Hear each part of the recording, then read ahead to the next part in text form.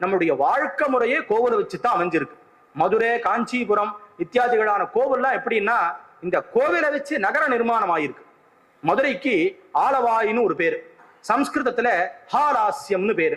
விஷத்தை முகத்தில் உடைய சர்ப்பம் அதை காமிச்சதுனால அதுக்கு திரு ஆலவாயின்னு பேரு. சுவாமியினுடைய லீலையில பகவான் அங்க லீலை பண்ணியிருக்கார், சதுஷ்டி லீலையும் பண்ணியிருக்கார். திருவிளையாடல் அதுக்கு தமிழ்ல புராணம் பேரு. சம்ஸ்கிருதத்துல வியாசரே பண்ணியிருக்கார் ஹாலாஸ்ய மகாத்மியம்னு. அதுல ஒரு லீலை என்னன்னு கேட்டாக்கா, மதுரைக்கு எல்லை தெரியாம போயிடுது. மதுரை எப்படி எந்த எல்லையில எப்படி தெரிஞ்சுக்கிறதுன்னு தெரியாம போயிடுது. அப்ப பகவானே அந்த பாண்டியனுக்காக சித்த ரூபத்துல வந்து தன்னுடையதான சர்ப்பாபரணத்தை கழட்டி ஒரு இடத்துல ஒரு வாய அந்த இதை வச்சுட்டு அப்படியே எல்லையில சுத்தி உடம்போட கொண்டு வந்து வாளுனால அந்த இடத்த வாய்கிட்ட காமிச்சு கொடுத்து. இதான் இந்த சதுரம் மதுரையினுடைய எல்லை. கிழக்க இது திருப்பூவனம், திருப்பரங்குன்றம், இந்த மாதிரி 4 எல்லைக்கு 4 ஊரை காமிச்சு இந்த எல்லைக்குள்ள இருக்கக்கூடியதான் இந்த ஹாலாஸ்ய நகரம்னு சொல்லக்கூடியதான மதுரைன்னு காமிச்சது. அதுக்கப்புறம் பாண்டியர்கள் அந்த இடத்துல தன்னுடைய ராஜதானியை ஸ்தாபிச்சு மற்ற எல்லா விஷயத்தையும் விஸ்தாரமாக பண்ணினார்கள்னு புராணம் இருக்கு. அப்படி இருக்கிறதுனால கோவிலை வச்சுதான் நம்மளுடையதான ஜீவனம் நடைமுறை எல்லாம் அமைக்கப்பட்டதா இருக்கு. கோவில் ஏதோ தனியான ஒண்ணுங்கிறது இல்ல. இன்னொன்னு யோசிச்சு பார்க்கணும், ஒரு உற்சவம்னு நடந்ததுன்னா கோவில்ல மாத்திரம் பெரிய விஷயம் இல்லை, அதை சார்ந்து எத்தனையோ பேர் ஊருக்கு வருவா, நிறைய வர்த்தகங்கள் வியாபாரங்கள் பெருகும். இப்ப மாதிரி காலம் இல்லை, அப்பெல்லாம் ஊருக்கு ஊர் வந்துட்டு தான் போகணும். இந்த பொண்ணை கொடுத்து பொண்ணை எடுத்துக்கிறதுங்கிறது வளரும். இதெல்லாம் ரொம்ப யோசிச்சு வச்சுதான் ஒரு உற்சவம்ங்கிறத நம்ம பெரியவாள்லாம் ஏற்படுத்தினதா இருக்கிறதுனால பூஜையை மாத்திரம் வச்சு உற்சவம்ங்கிறது எங்கேயுமே இல்லை. பகவானை வச்சு எல்லாம் வளர்றதுக்கு தான் சொல்லியிருக்கு. இன்னைக்கும் சிதம்பரத்திலையும் ஆகட்டும், ஸ்ரீரங்கத்திலையும் ஆகட்டும், மற்ற எல்லா உற்சவ பெரிய திருநாள் அது இதெல்லாம் இருக்கு. ஆனா நடராஜாவுக்கு சித்திர அபிஷேகம் ரொம்ப விசேஷம். அதாவது மார்கழி ஆனிதான் அபிஷேகத்திலே விசேஷ அபிஷேகம். குடமா தேனை அங்கதான் அபிஷேகம் பார்க்கலாம். தங்க குடத்தை எடுத்து சாட்சிண்டே இருப்பா, 4 மணி நேரமா அபிஷேகம் நடக்கும். ஆனா அங்கேயும் ஆகட்டும், ரங்கநாதனுக்கு தேர் கோரதம் இருக்கு, அது இருக்கு, எல்லாம் இருக்கு.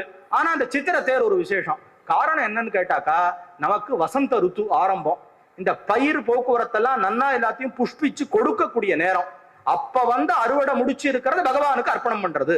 அப்படிங்கிறத வச்சு விவசாயம், பருவ சூழ்நிலை, மற்ற சூழ்நிலை எல்லாம் சார்ந்து பகவானுக்கு அதை அர்ப்பணம் பண்ணி எடுத்துக்கிறதுங்கிறத நம்ம பெரியவாள்லாம் நம்ம வழக்கத்தில் ஏற்படுத்தி வச்சா.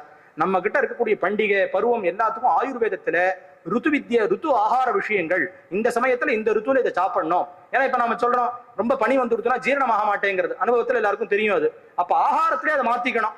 அதுக்குதான் நம்ம பெரியவா சில விஷயங்களை வச்சா. ஏகாதசி உபவாசம் இருந்தா துவாசி என்னைக்கு சாப்பிடணும்னு வச்சா. ஆனா இப்ப நம்ம டாக்டர் சொன்னா செஞ்சு விடுறோம்னு வச்சுக்கோங்க.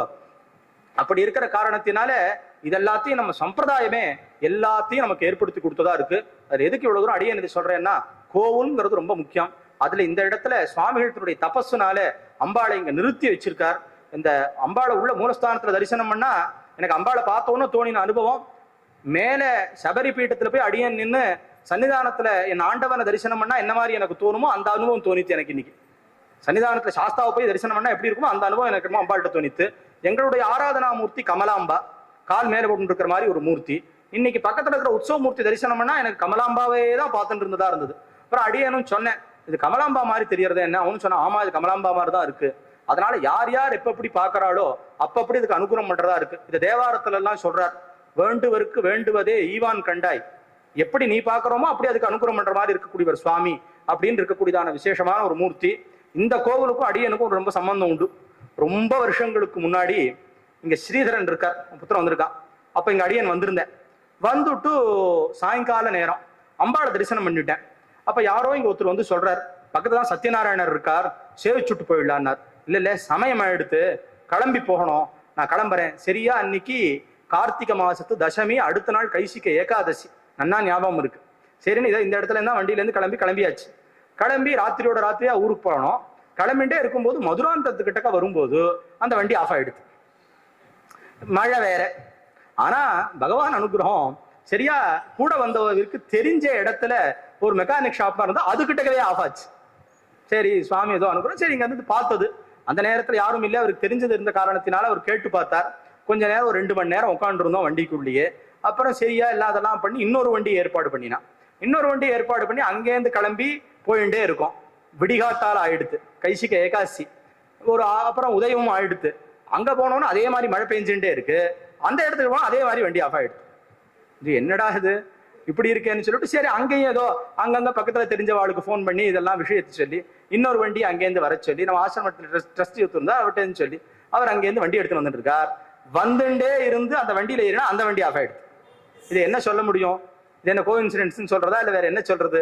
சரி, அப்பதான் அடியனுக்கு தோணித்து, சத்யநாராயணன் சேவிக்காம போனோமே, சுச்சோ அது மகா தப்புன்னுட்டு அன்னைக்கு நாங்க வந்து அனுஷ்டானத்தை மத்தியானம் முடிக்கும். மத்தியானம் 2:30 மணி கைசிக ஏகாசி ஸ்நானமாயி எல்லாம் ஆகி அப்புறம் ஆகணும். அப்பதான் பிரார்த்தனை வேண்டேன், என்னப்பனே என்னை க்ஷமிச்சுடு, இன்னொரு தடவை வந்து அவசியம் சேவிக்கிறேன்னு சொல்லி அப்புறமே யார்ட்டையோ சொல்லி சிதண்டியோ சொல்லி காணிக்க சமர்ப்பணம் சொன்னது. இன்னைக்கு தான் பெருமாள் சேவை ரொம்ப விசேஷமாக கிடைச்சது. அதை நம்ம இவர்கிட்ட வந்த உன்னையும் அடியனும் சொன்னேன், எங்க கண்ணூர்பட்டி ராமலிங்கம் அவர்கிட்ட சொன்னேன், இந்த மாதிரி அந்த கோவிலுக்கும் அடியனுக்கும் ரொம்ப சம்பந்தம் உண்டு, இன்னைக்கு பெருமாளை வந்து சேவிச்சுதான் ரொம்ப மனசுக்கு திருப்தியாச்சு. ஏன்னா சத்யநாராயணனுடைய சரித்திரத்திலேயே அந்த பொண்ணு ஊத்தி என்ன பண்ணுவோ, அந்த இவனுடைய பொண்ணு வியாபாரியினுடைய பொண்ணு பூஜையெல்லாம் பண்ணிடுவா. ஆத்துக்காரன் கப்பல்ல மாமனாரோட வந்துட்டு இருப்பான், உங்களுக்கு எல்லாம் தெரிஞ்சிருக்கும்னு நினைக்கிறேன். பிரசாதத்தை எடுத்துக்காம ஆத்துக்காரர் வந்து விட்டாருங்கிற வேகத்துல வேகமா வந்துடுவோம். இங்க வந்தா கப்பல் மறைஞ்சிடும். அங்க அவன் இல்ல, இவ ஒன்னு அழுதுண்டு அந்த பாதுகையை வச்சுட்டு தானும் ஆத்மஹத்தி பண்ணிக்கிறேன்னு போகும்போது அப்போ ஒரு அசரீரி கேட்கும், எல்லாம் நீ பண்ணினா ஆனா பிரசாதம் எடுத்துக்கலையே, பிரசாதம் எடுத்துனுட்டேன்னா தெரிஞ்சுடுவான் அப்படின்னு சொன்னோம்னா பிரசாதத்தை எடுத்துட்டான் இருக்கு. அதனாலதான் முத்துசுவாமி தீட்சிதரும் வைஷ்ய ஜாதி காரணம் வட்டுவேஷ தாரிணம்னு ஸ்ரீ சத்யநாராயணம் இங்கேயும் பின்னாடி அதை போட்டிருக்கிறதா இருக்கு. முத்துசுவாமி தீட்சியுடைய அற்புதமான சாகித்யம் அது. அதனால எதுக்கு சொல்ல வரேன், சத்யநாராயண பூஜையில ரொம்ப முக்கியம் பிரசாதம். யார் கொடுத்தாலும் வாங்கி சாப்பிடணும். பூரி பிரசாதம் மாதிரி பூரி பிரசாதத்தை எப்போ என்னைக்கு ஏகாதசி எங்க கொடுத்தாலும் சாப்பிடலாம். பூரிக்கு இருக்கக்கூடிய ஒரு பெரிய கௌரவம் அது, அந்த பிரசாதத்துக்கு ஒரு முக்கியம். அதே மாதிரி சாஸ்தா பிரீத்தியில கூப்பிட்டா தான் சாப்பிடுவேன், கூப்பிடாம சாப்பிட மாட்டேங்கிறது கிடையாது. சாஸ்தா பிரீத்தின்னா சாப்பிட்டுலாம், அதுக்கு எந்த விதமான கேள்வியும் கிடையாது. அந்த மாதிரி ஒவ்வொரு இடத்துல பெரியவா ஒவ்வொரு சம்பிரதாய நிர்ணயங்கள்லாம் வச்சிருக்கா. ரொம்ப நாள் கழிச்சு அவரால் ஒரு அடியனுக்கு ஒரு பெரிய வாய்ப்பு, பரதேவத்தையும் தரிசனம் பண்ணி சத்யநாராயணையும் அபராத க்ஷமாபணத்தோட விண்ணப்பம் பண்ணி சேவிக்கிறதுக்காச்சு பெருமாள் சரியா ஷட்டாரி சாதிச்சு